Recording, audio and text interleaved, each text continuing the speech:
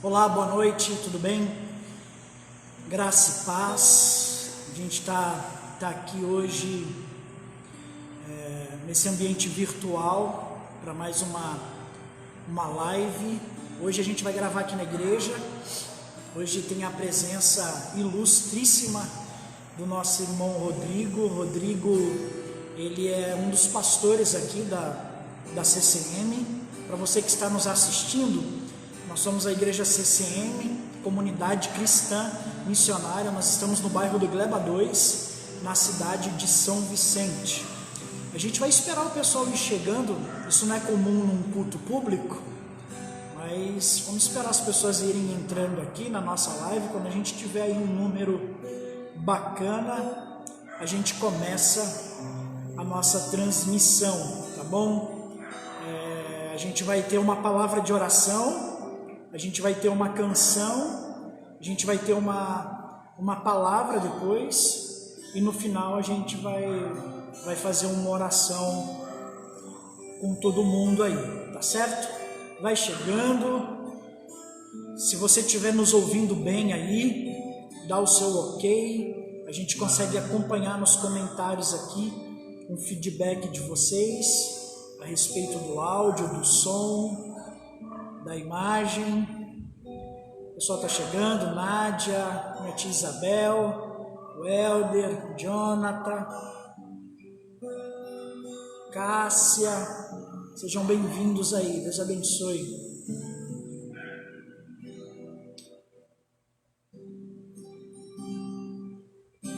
Como é que tem esse tempo de quarentena? Tudo tranquilo? Sua família, minha irmã chegou, glória a Deus. Nádia colocou aqui, tá ótimo o áudio, legal. A gente tem 10 pessoas já, vamos esperar mais alguns minutos o povo chegar para a gente estar aqui junto. Valeu. O pessoal está dando um feedback sobre o áudio, falando que está tudo bem, que está ótimo. Que legal, bacana. Vai compartilhando aí essa live, compartilha. A gente está na página pública da igreja, então você tem a oportunidade de compartilhar para que os seus amigos e seus familiares possam assistir. Então compartilha aí com o máximo de pessoas. Hoje é domingo de Ramos, estamos aqui para celebrar Jesus. Até aqui o Senhor tem nos ajudado. Irmã Rosângela, Deus abençoe, boa noite. A Edna, sua família, Jadson, uma alegria nos encontrar mais uma vez aqui nesse ambiente virtual. Não é o presencial, mas o virtual está quebrando um galho, né, irmãos? Glória a Deus por essa ferramenta que Deus tem dado para a gente condição de utilizar para a gente estar junto. Irmã Silvana, paz, abraço no corintiano aí, Deus abençoe. A minha prima Verônica, seja bem-vinda. Irmã Márcia, Deus é bom. Vamos chegando, pessoal. Cirlei, um abraço no Deiso, nos meninos, Felipe, Lucélia, Deus abençoe. Temos aí 20 pessoas, a igreja está cheia já, glória a Deus. Vamos orar, tá bom? Fazer uma oração aí para que a gente possa ter esse momento juntos. André do Regis chegou, glória a Deus. Vamos orar. Você que está aí acompanhando essa live com a gente na sua casa, curva a sua cabeça por um momento, fecha os teus olhos. O que nos une é muito maior do que aquilo que nos separa. O que nos une é Jesus. A Ele a honra, a Ele a glória, a Ele o louvor, a Ele a adoração. Pai, nós louvamos o Teu nome por este tempo que o Senhor tem preparado para que a gente esteja junto, ainda que virtualmente, Senhor. Nós estamos aqui no templo, os nossos irmãos, irmãs, amigos e familiares estão em suas casas, Senhor, mas o que nos une é o Senhor, Pai. O Senhor está aqui, o Senhor está ali, o Senhor está acolá. Senhor, o Senhor é onipresente, onisciente, onipotente. Nós louvamos e engrandecemos o Teu nome. Que o Senhor nos ajude, Deus, a expor a Tua palavra, que o Senhor nos ajude a louvar o Teu nome, que o Senhor, Deus, possa usar essa transmissão, Senhor, para falar com cada um de nós, através da Tua palavra, que a Tua presença se manifeste, Senhor, aqui neste lugar, em cada lar, em cada casa, que os meus irmãos e as minhas irmãs, onde estiverem, sejam tocados pelo Teu Espírito, Senhor, Deus, que a Tua graça e o Teu amor seja derramado sobre a vida deles, Deus, que a gente tenha um momento aqui muito edificante de louvor e de adoração ao Teu nome, o Senhor, que é o Deus das nossas vidas. Nós Te agradecemos por esse tempo, no nome de Jesus oramos, amém e amém, Jesus, amém. Nosso irmão Rodrigo, ele vai conduzir a gente aqui num tempo de louvor e de adoração, que você possa ir na sua casa bendizer e engrandecer o nome do Senhor. Eu já volto aqui para a gente dar sequência nessa transmissão com uma ministração da palavra de Deus, tá bom? Fica com a gente aí, compartilha essa live. Deus tem com certeza uma palavra de vida para mim e para você nessa noite. Graças a Deus, irmãos, amém? Quero convidar nesse momento você aí na sua casa, adorar o Senhor, bendizer o seu santo nome. Estamos separados nesse momento, mas como o pastor falou, que nos une é Cristo. O Espírito do Senhor, Ele está nos quatro cantos dessa terra. Ele é o mesmo em todos. Aleluia. Tu és, Senhor. Convido o Senhor nesse momento a entrar na sua casa.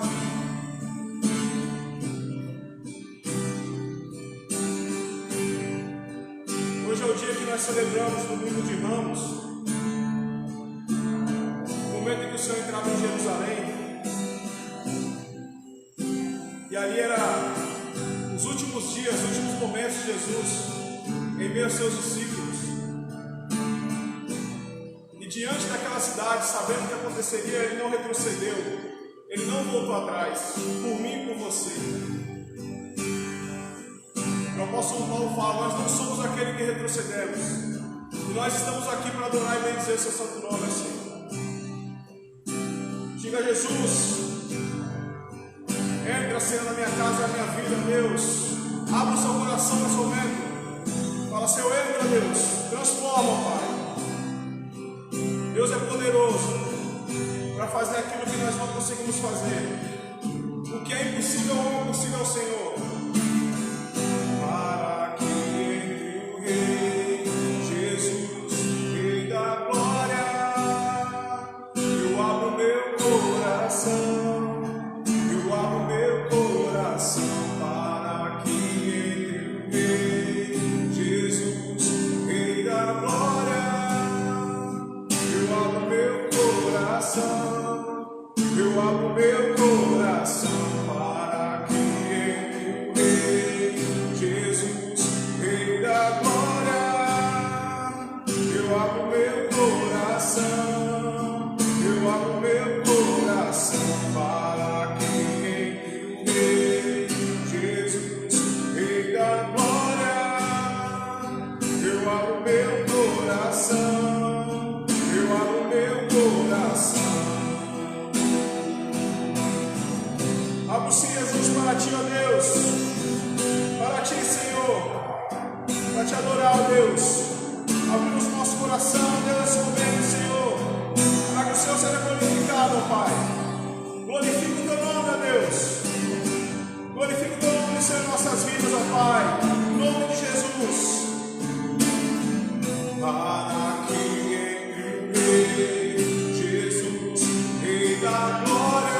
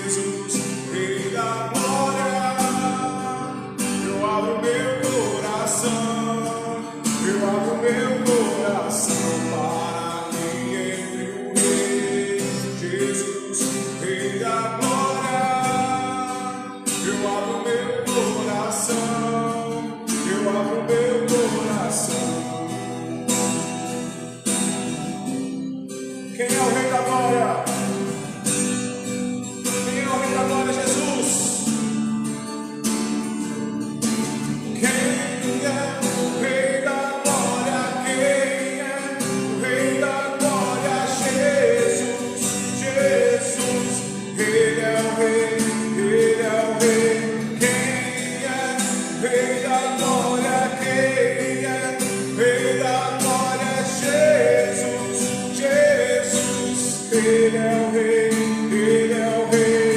Quem é Rei da glória? Quem é Rei da glória? Jesus, Jesus. Ele é o Rei, Ele é o Rei.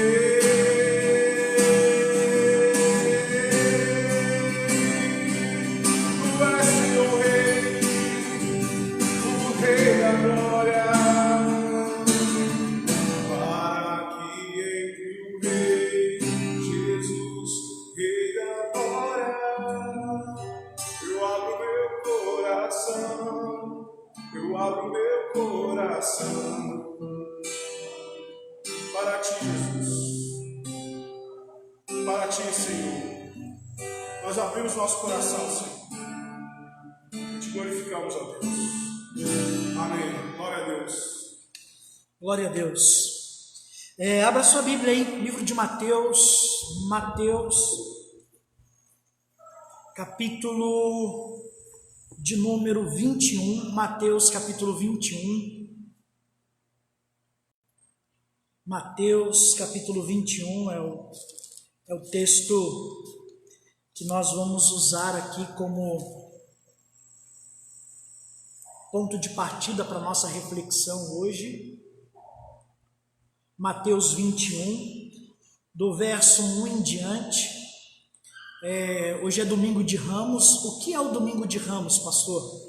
O domingo de Ramos é o domingo que antecede o domingo de Páscoa, ou fim de semana da Páscoa, né? O domingo anterior ao final de semana da Páscoa é o domingo de Ramos. Quando nós olhamos para a Bíblia Sagrada, o domingo de Ramos, ele é aquele dia em que Jesus entra em Jerusalém.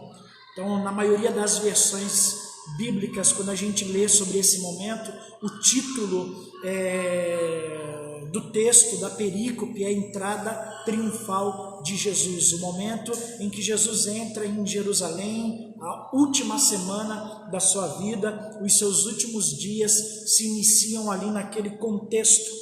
E eu quero ler aqui com você Mateus capítulo 21, do verso 1 em diante. Está escrito assim: quando se aproximaram de Jerusalém e chegaram a Betfagé, ao Monte das Oliveiras, enviou Jesus 2 discípulos, dizendo-lhes: ide à aldeia, que aí está diante de vós, e logo achareis presa uma jumenta, e com ela um jumentinho, desprendei-a e trazei-nos. Se alguém vos disser alguma coisa, respondei-lhe que o Senhor precisa deles, e logo os enviará. Ora, isto aconteceu para se cumprir o que foi dito por intermédio do profeta: dizei à filha de Sião: eis, aí te vem o teu rei, humilde, montado em um jumento, num jumentinho, cria de animal de carga. Indo os discípulos, e tendo feito como Jesus lhes ordenara, trouxeram a jumenta e o jumentinho. Então puseram em cima deles as suas vestes, e sobre elas Jesus montou. A maior parte da multidão estendeu as suas vestes pelo caminho, e outros cortavam ramos de árvores, espalhando-os pela estrada.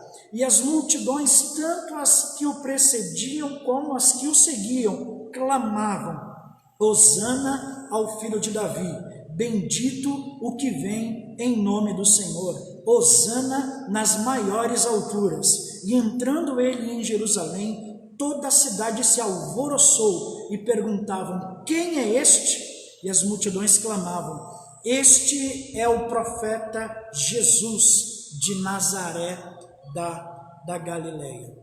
Então esse texto que nós acabamos de ler é um texto que mostra a respeito do momento em que Jesus entra em Jerusalém, naquele contexto dos últimos dias da sua vida.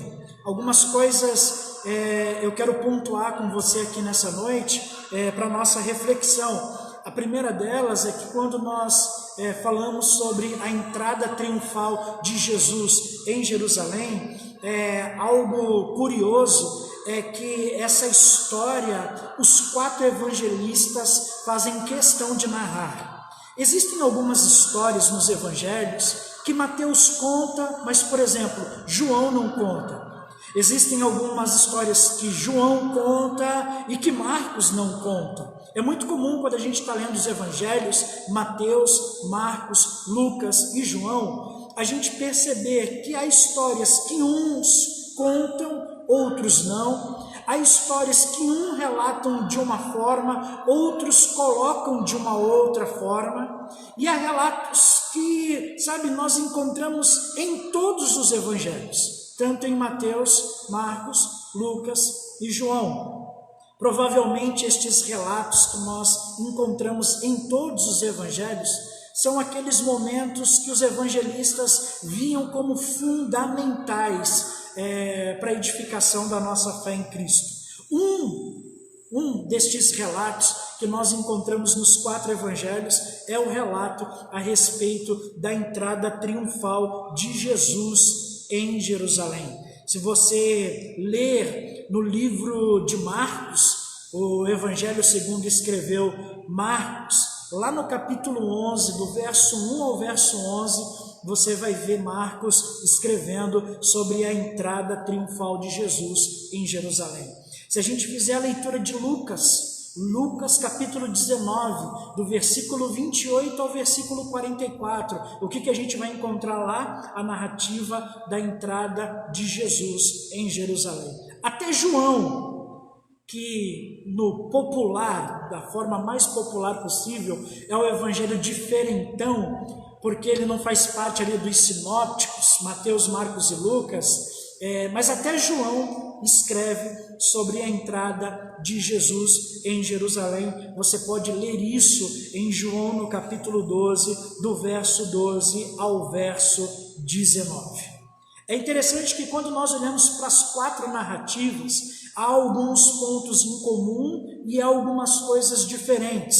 Por exemplo, 2 destes evangelistas, João e Mateus, pelo menos na versão que eu leio, eles fazem questão de pontuar algo muito importante para os seus leitores primitivos. E o que eles fazem questão de pontuar? Que tudo aquilo que estava acontecendo era o cumprimento de uma profecia messiânica.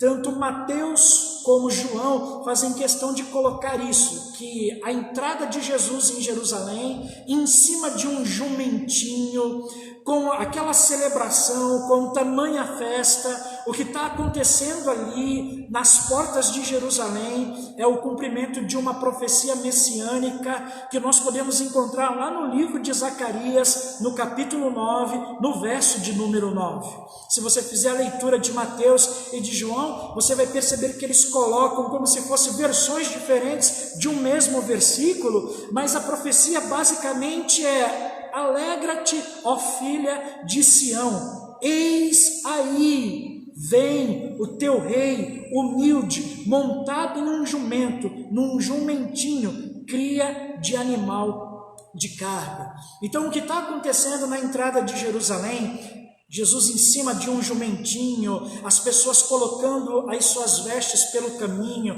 as pessoas deitando ramos no caminho, cortando pedaços de árvores pequenas e colocando elas na estrada para que Jesus passe por cima daquilo. O que está acontecendo ali é o cumprimento de uma profecia que nós encontramos no Antigo Testamento sobre a chegada do Messias, sobre a vinda do Messias, sobre a entrada do Messias em Jerusalém.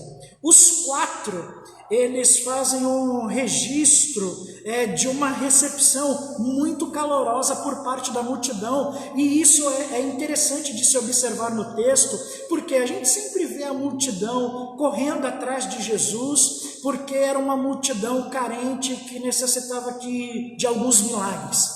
A gente vê em alguns momentos Jesus se encontrando com a multidão e se compadecendo daquela multidão, porque segundo o ponto de vista de Jesus, eram como ovelhas que não tinham pastor. As pessoas estavam oprimidas, angustiadas, então elas estavam sempre cercando Jesus, alguns querendo tocar em suas vestes, outros querendo que ele resolvesse algum problema que ele pudesse ter em casa, alguém que estava ali procurando por uma cura, alguém que estava ali com um amigo, um parente, sofrendo de possessão demoníaca. Enfim, as pessoas estavam sempre atrás de Jesus, mas na maioria das vezes com esta finalidade, com a finalidade e com o propósito de se alimentar dos pães que se multiplicavam. É muito interessante e assim, se você fizer a leitura dos evangelhos, você vai perceber que não é sempre que a gente vai encontrar a multidão festejando Jesus.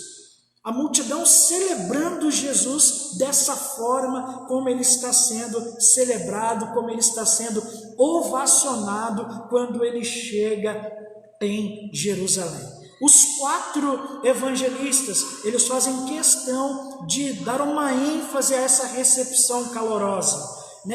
Eles escrevem que as pessoas que estavam ali no meio daquela multidão, elas estendiam as suas vestes pelo caminho, como se as pessoas tivessem lenço, alguma parte da roupa eles tiravam em um sinal de honra, de reconhecimento de autoridade. Essas pessoas colocavam isto pelas ruas para que Jesus pudesse passar por cima disso. Todos os 4 falam a respeito de ramos, de pedaços de árvores que foram cortados, retirados galhos naquele momento, para se colocar no caminho, para que Jesus passasse. É bem interessante essa questão do ramo, do broto, já que é domingo de ramos, vale a pena a gente ressaltar, quando as pessoas tiram um pedaço de galho de uma árvore, um pedaço de ramo simples, ainda que fosse seco, e colocam num caminho para que Jesus passe, o que eles estão querendo dizer com aquilo é que eles reconhecem em Jesus o cumprimento daquela profecia que diz a respeito do broto de Jessé. Então, os ramos que brotou da seca raiz de Jessé agora estão vindo à tona em Jerusalém.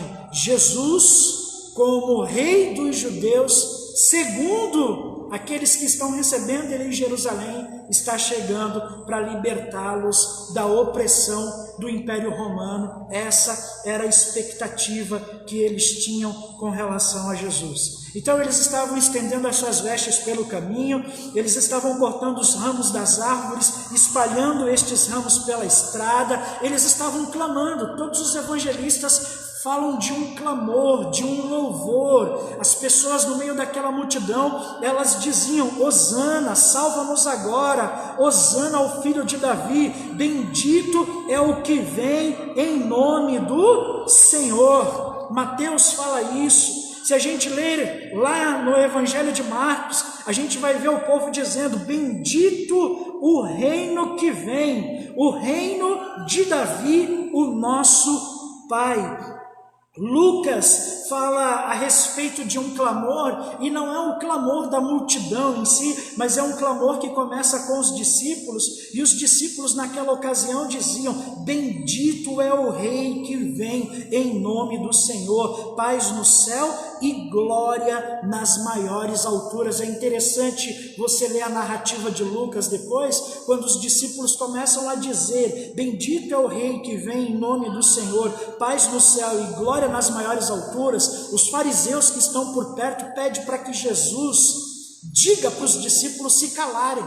Por quê? Porque aquela declaração é uma declaração assim muito perigosa. Eles estão dizendo que Jesus é o rei dos judeus, mas naquela ocasião o povo, ele servia um outro rei, o povo servia um outro império. Então os fariseus: olha, pede para os teus discípulos calarem a boca, pararem de cantar isso. E aí Jesus diz para os fariseus o seguinte: olha, se eles pararem de dizer que eu sou rei, estas pedras que vocês estão vendo, elas clamarão. E quando a gente chega em João, a gente vê basicamente a mesma fala sendo narrada, a multidão dizendo: Hosana, bendito que vem em nome do Senhor e que é o rei de Israel.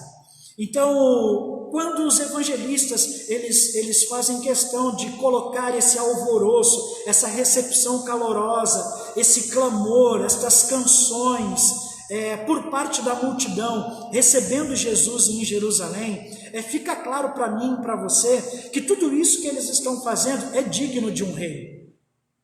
Então, por que as pessoas estão se alegrando? Por que as pessoas estão festejando? Por que as pessoas estão felizes na cidade de Jerusalém? Porque elas estão vendo entrar pelas portas de Jerusalém o rei dos judeus. E elas começam a tratar Jesus como um legítimo rei. E uma coisa que é muito interessante, Jesus, ele não pede para que as pessoas parem de falar aquilo. Se você ler os evangelhos, você vai perceber que em alguns momentos, Jesus cura algumas pessoas doentes, mas ele fala para essas pessoas assim: olha, não fala para ninguém que fui eu que te curei, não. Não conta para ninguém o que eu fiz com você. Jesus, até um certo momento do seu ministério, ele faz questão de trabalhar meio que na clandestinidade, fora dos holofotes, ainda que cercado por uma multidão, sabe? Jesus ele trabalha meio que com muita humildade, dando passos de acordo com a vontade do Pai. Mas na entrada triunfal de Jerusalém, ele não faz nenhuma censura ao clamor, à canção, aos gestos de honraria que ele começa a receber por parte do povo, tratando ele como o legítimo rei de Israel, porque é isso que ele é. Ele é o legítimo rei de Israel. Não mais um rei como Davi o foi, não mais um rei como Saul foi, não mais um rei como Salomão foi, mas está chegando em Jerusalém o rei de Israel. Tem uma fala do Charles Spurgeon comentando esse texto, que ele diz assim: este adentrar de Jesus montado pelas ruas de Jerusalém era claramente um manifesto de proclamação de todos os seus direitos reais, tão claro quanto poderia ser emitido. Spurgeon, fazendo um comentário sobre a entrada triunfal de Jesus em Jerusalém, coloca algo muito interessante. Jesus, ele chama para si essa responsabilidade. Olha, eu sou o rei de Israel e eu vim para trazer libertação para vocês. E a galera na cidade está feliz. Por quê? Porque eles esperam aquilo há muitos anos. Só que tem um detalhe que é extremamente importante a gente frisar. A expectativa na mente popular judaica com relação ao Messias, o que eles esperavam que o Messias iria trazer para eles, era uma libertação política. Era uma libertação com desdobramentos sociais somente. Era um Messias que eles esperavam, era um Messias que reinaria como um líder temporal. Eles aguardavam um Messias como um rei temporal, um líder da descendência de Davi que viria e que libertaria eles da tirania de Roma, trazendo para o povo judeu, ou restaurando aos judeus a sua nacionalidade perdida. Mas não foi isso que aconteceu. Eles até enxergavam Jesus como Messias, mas o que eles achavam que aquele Messias iria fazer não era de fato o que Jesus estava chegando na cidade para fazer. Eles estavam esperando um Messias que eles colocassem uma coroa de ouro na sua cabeça. E se você parar para pensar, meu querido, naquele momento em que Jesus está entrando em Jerusalém, se ele ordena que aquela multidão tome o poder da cidade, os soldados de Roma que estavam ali servindo em Jerusalém não seriam suficientes para segurar aquela multidão. Jesus naquele momento, ele poderia sim promover um golpe de Estado. Jesus naquele momento poderia sim sequestrar, prender Pôncio Pilatos e tomar o poder da cidade. E, liderar uma rebelião que os libertasse da tirania de Roma. Era isso que o povo esperava que ele fizesse, mas não foi isso que ele fez. Ele entende que ele é o rei dos judeus, mas não é esse tipo de reino que ele veio estabelecer. Um reino temporal, um reino humano, um reino que tem prazo de validade. Não, o reino que Jesus veio estabelecer é um reino atemporal. Então, em nenhum momento ele recusa a aclamação da multidão. Ele é o rei de Israel. Chegou a hora de deixar isso muito bem claro. Mas diferente do que a mentalidade popular judaica imagina, ele não veio para libertá-los de uma tirania política. Ele não veio para mudar o status social das pessoas. Ele não veio para transformar pescadores em príncipes. Ele não veio para transformar camponeses em nobres. Os pescadores que andam com ele continuam pescadores. Os camponeses que andam com ele continuam camponeses. A libertação que aquele rei veio trazer, o rei Jesus, é muito mais profunda do que aquelas pessoas poderiam imaginar. Então, a expectativa delas ao longo dos dias em que Jesus está em Jerusalém começa a ser frustrada. Aquela multidão, meu querido, que a gente observa na entrada de Jerusalém, clamando: Hosana, salva-nos agora, ó Rei de Israel, ela vai se frustrando ao ponto de lá no final dos evangelhos, depois de alguns poucos dias, essa mesma multidão gritar: crucifica, crucifica, crucifica, crucifica. E uma pergunta que todos nós precisamos fazer: por que a mesma multidão que recebeu Jesus com tanta alegria, por que a mesma multidão que recebeu Jesus com tanto entusiasmo, por que a mesma multidão que recebeu Jesus com tanta festa, no final crucificou ele? Porque não era o Messias que eles estavam esperando. Era o Messias, mas ele não veio para satisfazer os desejos dos seus corações. Ele não veio para transformar o status social das pessoas. Ele veio para libertá-las dos seus pecados.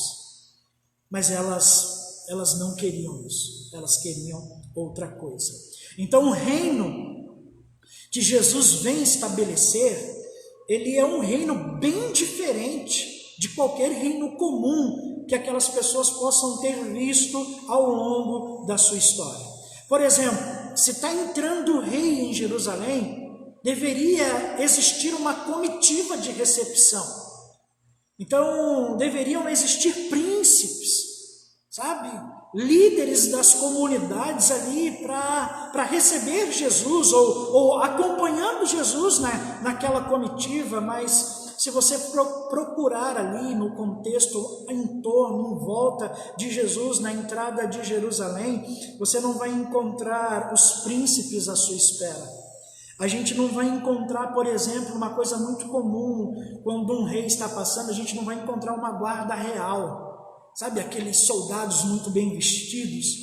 Não sei se você já viu presta atenção naquelas imagens da cavalaria, lá no Planalto Central, em Brasília, aqueles soldados muito bem arrumados, em cavalos muito bem preparados. Não tem guarda real na comitiva de Jesus. Não tem príncipes à sua espera. Os porteiros não estão muito bem trajados, carregando na mão um bastão negro.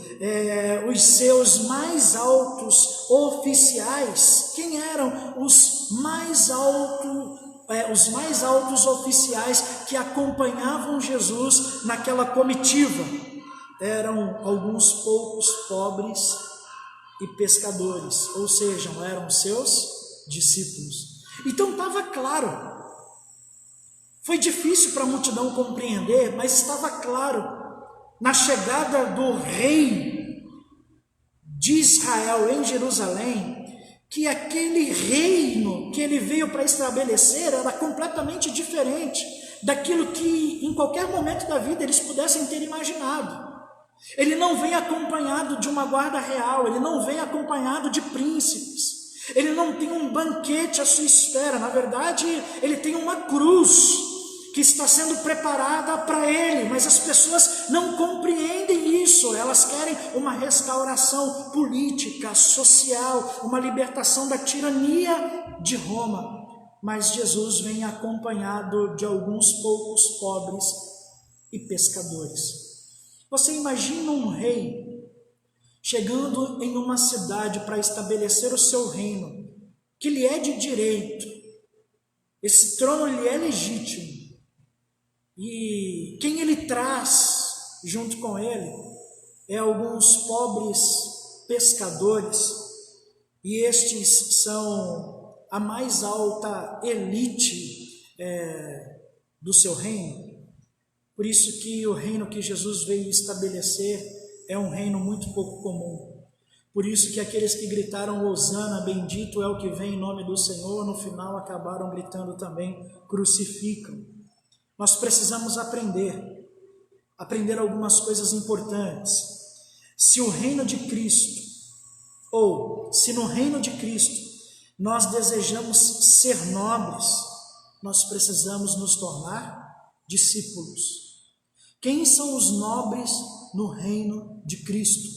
Os nobres no reino de Cristo são aqueles que são os seus discípulos. Esta é a maior honra que ele os dará, de serem chamados dos seus discípulos, de serem feitos os seus filhos. Ninguém tem maior privilégio do que esse, de poder ser chamado filho de Deus. As pessoas estavam esperando por outras coisas. As pessoas queriam suas terras de volta, as pessoas queriam os seus títulos de nobreza de volta. Mas o que Jesus vem trazendo no mais alto escalão do seu reino é o título de discípulo. Então, se no reino de Cristo nós queremos viver com nobreza, ou como nobres, nós precisamos aprender a viver como discípulos. Esta será a maior honra que ele nos dará. Qual, pastor? Poder nos assentar aos seus pés. A maior honra que ele nos dará no seu reino. O privilégio de ouvir as suas palavras. A maior honra que ele nos dará no seu reino. O privilégio de obedecer os seus mandamentos. A maior honra que ele nos dará no seu reino. O privilégio de poder receber da sua graça. Esta é a verdadeira dignidade. Esse é o reino que Jesus veio estabelecer. Não é um reino humano, é um reino espiritual. Não é uma libertação política, é uma libertação dos nossos pecados. O mais pobre homem que ama Cristo, ou a mais humilde mulher que chama ou que tem o Cristo como seu mestre, estes, o homem pobre e a mulher humilde, ambos tornam-se imediatamente membros da sua nobreza que espera pelo Cristo, porque eles são os seus discípulos. Que reino é esse? Que reino é esse, pastor, que faz pescadores nobres? Que reino é esse que faz camponeses príncipes? Esse é o reino de Cristo. Mas preste atenção, no reino de Cristo, os pescadores nobres continuam pescadores, e os camponeses príncipes continuam camponeses. Este é o reino de Jesus, no qual o discipulado é o mais alto grau e o serviço divino é a mais alta patente. Então, privilégios que nós temos neste reino é o privilégio de poder dizer que somos filhos de Deus, é o privilégio de podermos caminhar com este rei como discípulos caminham com o seu mestre, é o privilégio de poder servi-lo, e servi-lo é o mais importante que todos nós podemos fazer. Então não era isso que a multidão estava esperando. A multidão estava esperando por outras coisas, como eu já mencionei. Eles queriam um rei temporal. Jesus era o rei atemporal. Eles queriam deixar de ser camponeses, eles queriam deixar de ser pescadores, eles estavam sonhando com a possibilidade de viverem como nobres, com a possibilidade de viverem como príncipes, mas Jesus os transformaria no máximo em seus discípulos. Mas para isso, ou para muita gente, isso não era o suficiente.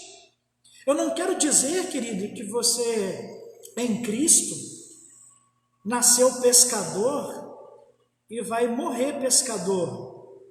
Não, você pode trabalhar e a tua situação social, financeira pode melhorar como fruto do seu trabalho, como expressão da graça e da generosidade de Deus.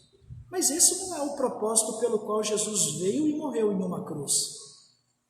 Jesus não morreu em uma cruz para transformar pescadores em empreendedores, em empresários da pesca. Jesus não veio para transformar médicos em donos de hospitais. Não, Jesus veio para libertar o pecador do poder do pecado. Essa é a mensagem do Rei Jesus. Então, se você parar para analisar, por exemplo, a vida de Pedro. Pedro era um pescador. Quando ele começou a seguir Jesus, irmãos, o que aconteceu? O seu negócio de pesca bombou. Ele tinha um barco, de repente ele já comprou outro. De repente ele já comprou outro. De repente ele já comprou outro. Ele tinha uma frota de barcos, Pedro. Pedro monopolizou a pesca em Cafarnaum. Foi isso que aconteceu? Não foi isso que aconteceu. O que aconteceu com Pedro, provavelmente, ainda que a gente não encontre isso sendo narrado de forma tão clara, Pedro faliu. Aquele barco que ele usava para pescar, Jesus disse o que para ele? Olha, você nunca mais vai pescar peixes, a partir de agora você vai ser um pescador de homens. Então Pedro, quando começou a seguir o Rei Jesus, esse rei que entra em Jerusalém, é ovacionado pelo povo, ele não teve a multiplicação dos seus barcos. Se a gente olhar para Mateus, lembra de Mateus, o cobrador de impostos? Jesus passa e Mateus está ali cobrando impostos, Jesus diz, o rei, vem.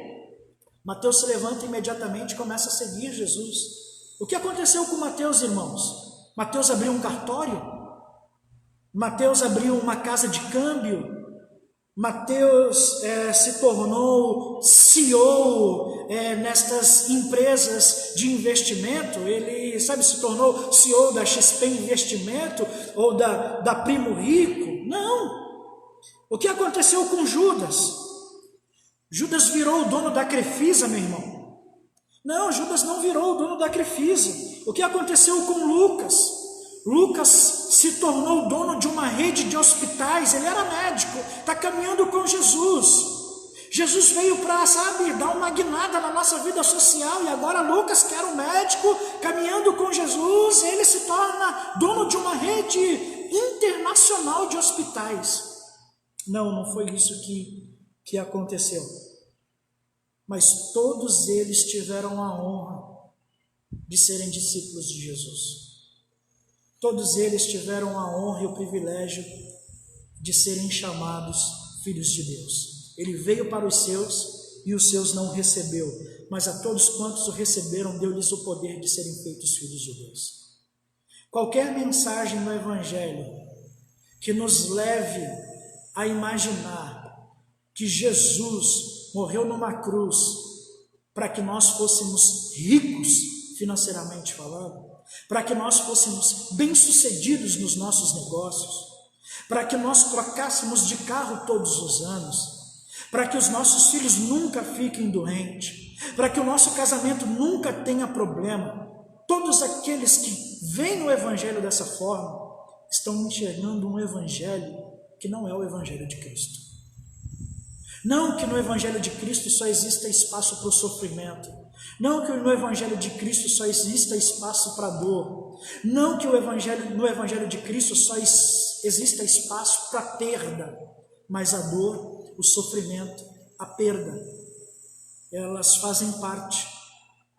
elas estarão presentes ao longo de toda a vida de Jesus, ao longo de toda a vida do Alex, ao longo da sua vida, ainda que você e eu, ainda que todos nós caminhemos como discípulos fiéis de Cristo.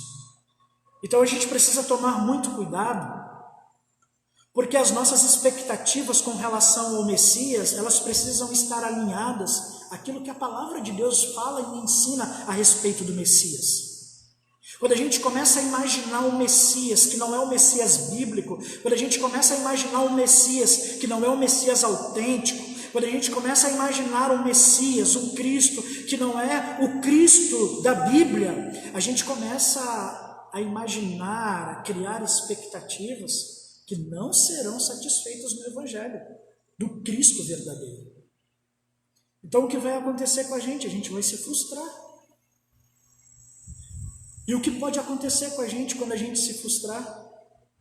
Nós que um dia gritamos, Hosana, bendito é o que vem em nome do Senhor, podemos também correr o risco de gritar, crucifica-o, crucifica-o, crucifica-o, porque este é um falso Messias.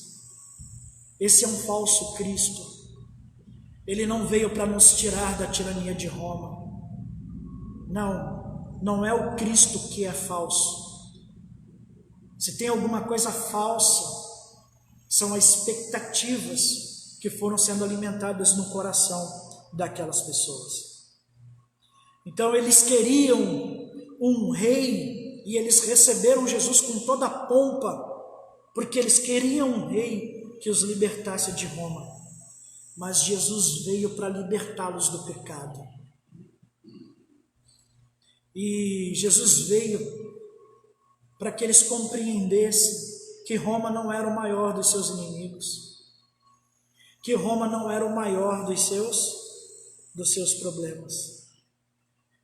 E a multidão não gostou disso. É por isso que aquela multidão que gritou, salva-nos agora, ó Rei, Filho de Davi, bendito é o que vem em nome do Senhor, foi a mesma multidão que encheu os pulmões e começou a gritar, crucifica, crucifica, crucifica. Qual é o seu grande problema, meu querido? Qual é o meu grande problema? Qual é o grande problema da humanidade? Com todo respeito, eu quero dizer algo para você e que o Espírito de Deus faça você compreender isso aí onde você está. O nosso maior problema é o pecado. Eu sei que o Covid-19, o coronavírus, anda matando muita gente no mundo e isso é muito triste. É muito triste. É muito triste a gente assistir os noticiários e ver que centenas, milhares de pessoas em alguns dias morreram em determinados lugares deste planeta por causa do Covid-19. Mas, como pastor, eu preciso lembrar cada um de vocês que o nosso maior problema não é o Covid-19. O nosso maior problema não é a quarentena. O nosso maior problema não é o isolamento social.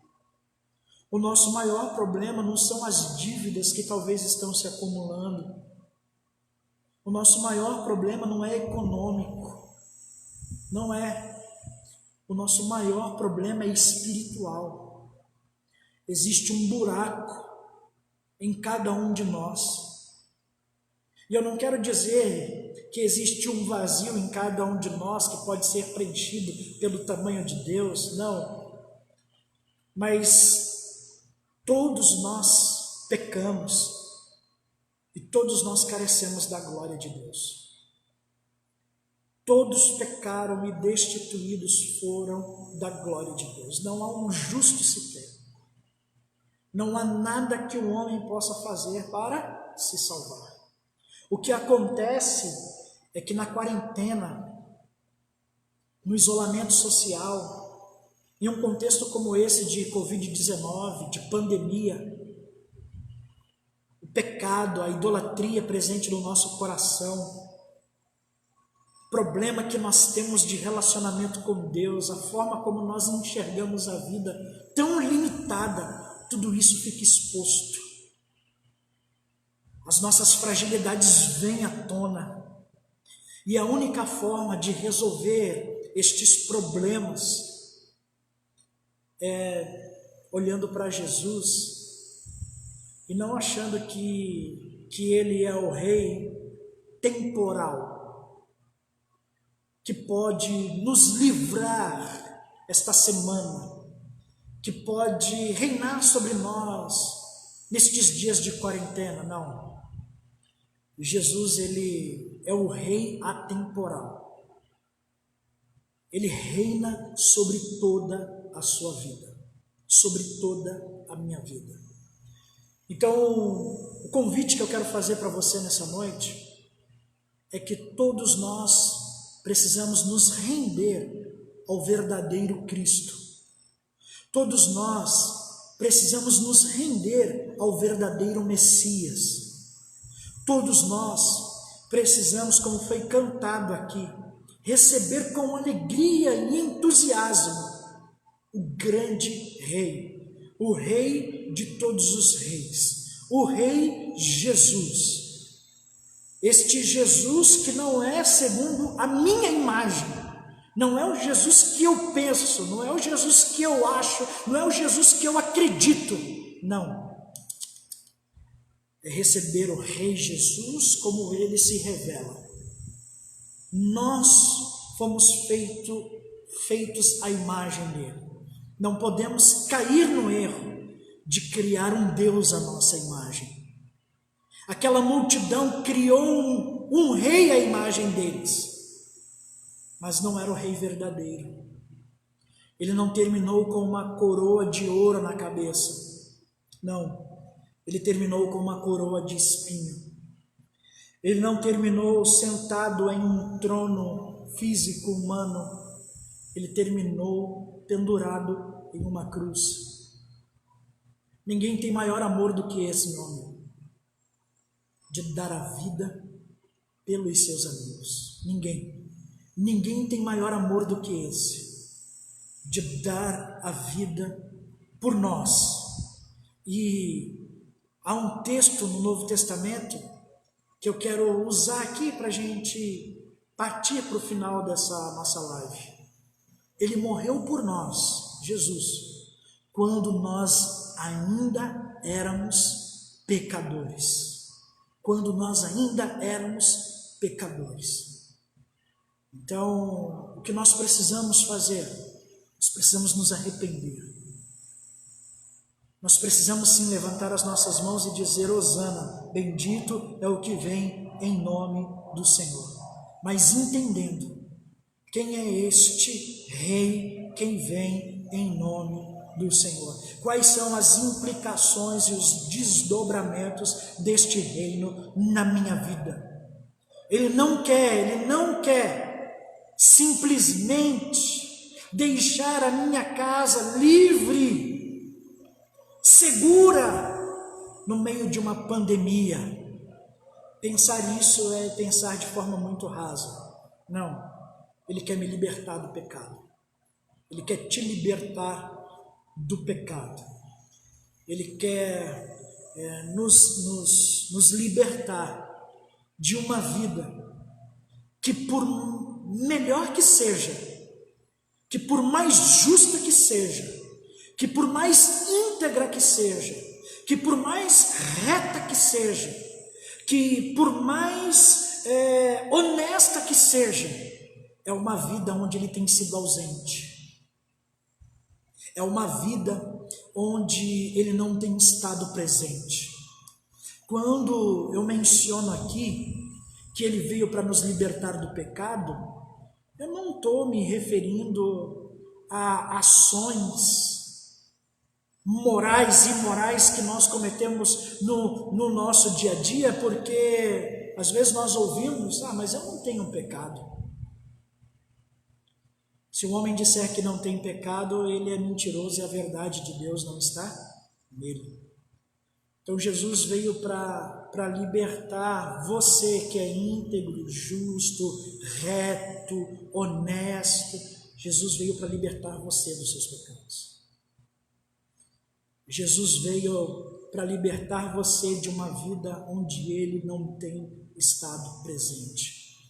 A salvação não é pelas obras, para que o homem se glorie. A salvação é pela fé. E fé em quem? Fé em Cristo. Se me permite, eu quero só ler um texto para a gente orar. Mateus, capítulo de número 10.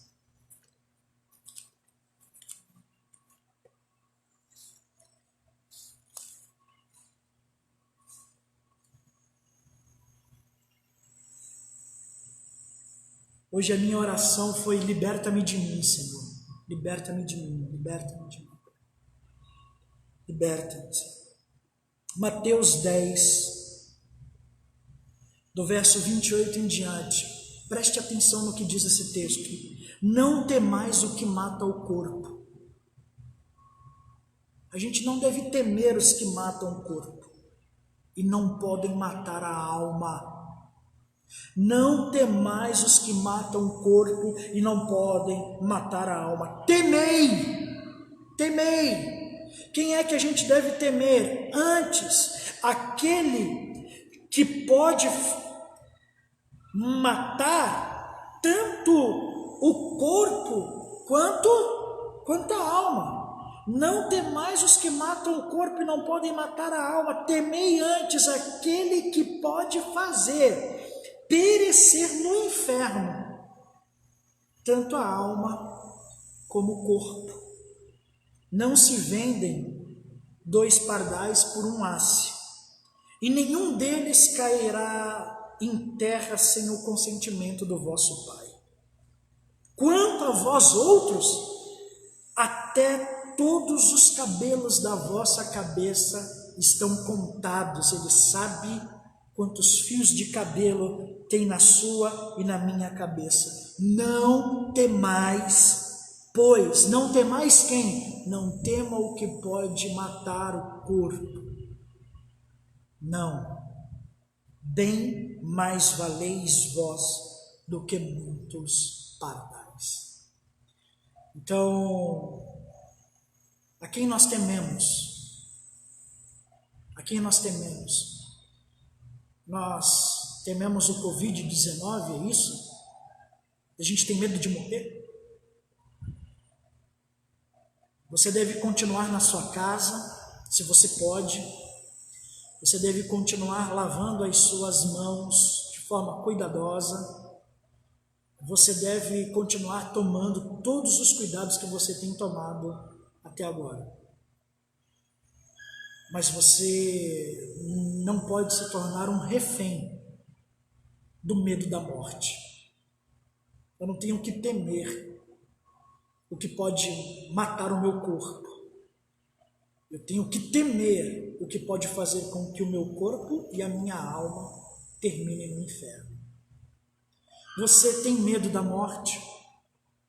Você tem temido a morte? Eu quero dizer algo para você nessa noite. Tema a Deus. Tema a Deus. Por que Alex, que eu tenho que temer a Deus? Porque a morte não é o final da vida. A morte não é o final da vida. A maioria das religiões vai mostrar, ensinar que a conta não fecha nessa vida. Tem algo depois da morte. Por quê? Porque por mais que a gente se esforce, não há justiça aqui. Por mais que a gente se esforce, não há amor aqui. Por mais que a gente se esforce, a gente está sempre vacilando em uma coisa ou outra. A gente está sempre chorando, está sempre doendo, está sempre gemendo. Mas um dia, você, eu, aqueles que acreditam no Senhor, estarão em um lugar onde não haverá dor, onde não haverá morte, onde não haverão lágrimas. Todos nós viveremos plenamente a vida que Deus planejou para nós, que se perdeu por causa da desobediência do homem, por causa do pecado. Aí onde você está, assuma um compromisso de viver uma vida de fidelidade com Jesus. Confesse Jesus como Senhor e Salvador da sua vida. Deixa Jesus entrar na tua cidade para ser o rei legítimo que Ele é, para te libertar do que Ele quer te libertar, para transformar o que Ele quiser transformar, para fazer o que Ele quiser fazer. Não receba Jesus na sua Jerusalém com falsas ideias na sua mente, achando que Ele vai te dar o que Ele não disse que te daria, achando que Ele vai fazer o que Ele não disse que faria. Mas receba sim Jesus, com toda alegria, com toda festa, e deixa Ele reinar sobre a sua vida. E que todos nós possamos viver para todo sempre com Ele. Amém?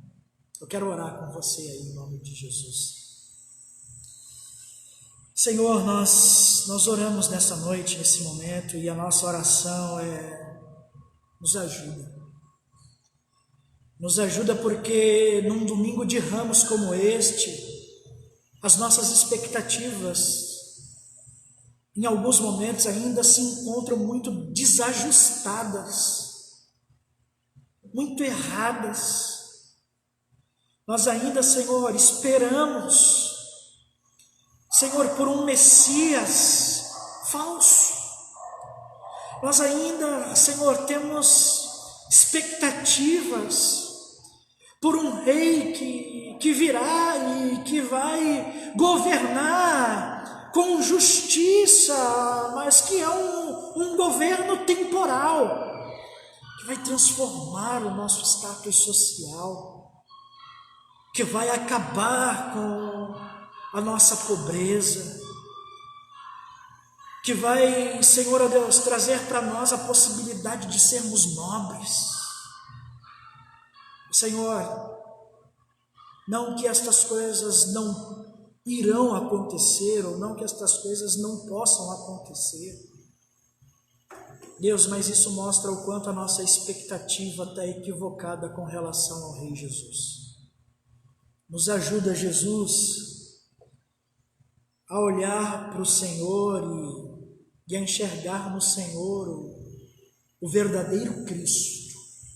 E que nós não venhamos temer o que mata ou os que matam o corpo, mas antes que venhamos temer aquele que tem o poder de lançar no inferno a nossa alma e o nosso corpo. Que nós possamos, Senhor, colocar a nossa vida nas Tuas mãos e que possamos caminhar como os Teus discípulos. Que o privilégio de ser chamado Filho de Deus seja, Senhor, um motivo de grande alegria para as nossas vidas. Que ter o Cristo signifique para nós que temos tudo, não precisamos de mais nada. Se eu tenho Cristo, eu tenho tudo, porque Cristo é tudo em todos. Que essa seja uma realidade vivenciada, experimentada por cada um de nós. É a minha oração. Eu te agradeço pela vida dos meus irmãos e das minhas irmãs que estão nos acompanhando através dessa live. Em nome de Jesus oramos. Amém. E amém, Jesus. Amém, meu querido. Glória a Deus. Deus abençoe. Uma alegria estar aqui com você mais uma vez. Podendo compartilhar com você uma palavra de Deus. As pessoas elas têm me perguntado a respeito da ceia, como nós faremos com a ceia do Senhor. Hoje seria o domingo da ceia. Eu confesso para os irmãos que eu ainda não tenho convicção de como faremos ou se faremos a ceia nesse momento. Esse momento que nós estamos vivendo no mundo inteiro, não só no nosso país, no mundo inteiro, é um momento de lamento, é um momento de quebrantamento, é um momento de arrependimento. Não é tempo de festa, é tempo de luto, é tempo de choro, é tempo de pranto, é tempo de colocar a nossa vida no altar em ordem, é tempo de alinhar, sabe, o nosso relacionamento com Deus. E se assim o Senhor quiser, nós celebraremos a ceia virtualmente, mas eu confesso para os irmãos que não é esse os meus planos, não é essa a minha ideia. A minha ideia é que a gente passe por esse tempo orando, jejuando, confessando os nossos pecados, lendo a palavra de Deus, os evangelhos principalmente, sabe? Ajustando algumas coisas que precisam ser ajustadas na nossa vida pessoal. E aí, quando a gente voltar e tiver a possibilidade de estar junto no templo novamente, aí a gente faz uma ceia. E a gente vai fazer uma ceia como as ceias da igreja do primeiro século. A gente vai fazer uma ceia com pão, a gente vai fazer uma ceia com suco de uva, a gente vai fazer uma ceia com comida, a gente vai fazer uma ceia com bebida, a gente vai fazer uma ceia com alegria, a gente vai fazer uma grande festa. Mas, por hora, pelo menos eu estou orando com relação à ceia, e essa é a minha ideia inicial, tá bom? Eu não conversei sobre isso ainda com o conselho da igreja, com os demais pastores, mas a minha conversa será isso que eu vou propor, mas eu também quero ouvir o que os irmãos têm em mente, e se o conselho decidir que a gente vá fazer a ceia virtualmente, a gente vai orar e buscar em Deus aí a melhor forma para que a gente faça isso, tá bom? Deus te abençoe, Deus abençoe a sua casa, Deus abençoe a sua família, a gente se vê ao longo da semana, tá certo? Grande abraço, fica na paz.